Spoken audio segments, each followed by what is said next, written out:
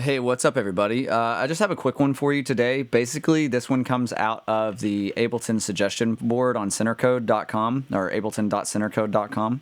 I was perusing through the suggestions, and someone recommends that Ableton implement velocity correctly, and I do humbly agree. Basically, the problem they describe is something I've ran up against several times, and it boils down to this. If you are, let's delete this.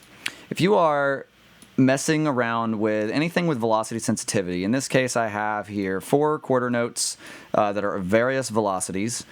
And if you're messing around with anything with velocity sensitivity, you're fine provided you stay with Ableton's to stock settings or anything under that, for example.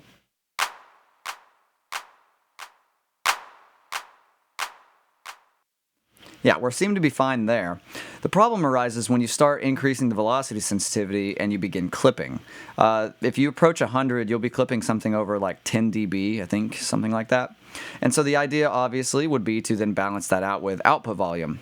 Well, the suggestion is that they implement it so that as you increase in velocity, you maintain the same level for the hardest hits. And I do agree that that's a good idea. Here's my workaround in the meantime.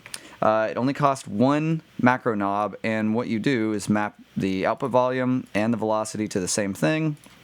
In this case, macro 1. And here's the secret. Basically, what you're wanting to do is have it so that when there's no velocity, the sample plays back at full volume.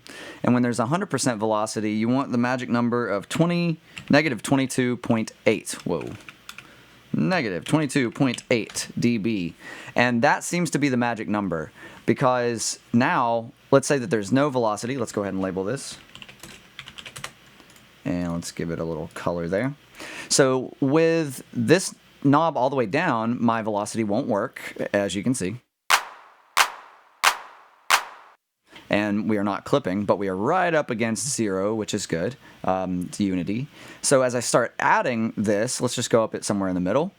And now we listen back. We have velocity sensitivity without clipping.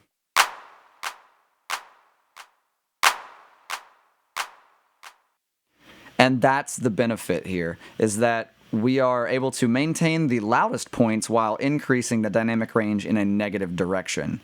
That is the point. So even if I go full velocity sensitivity, we don't clip, but we now have the negative range that we were after.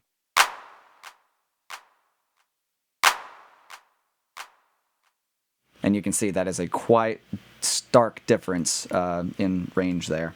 So that's the little workaround that I have. If you found this helpful, go ahead and consider liking and subscribing. I hope this video finds you well and that you find some benefit from it. If you have any suggestions for future videos, leave those in the comment box below. And thanks for watching. I'll see you in the next one.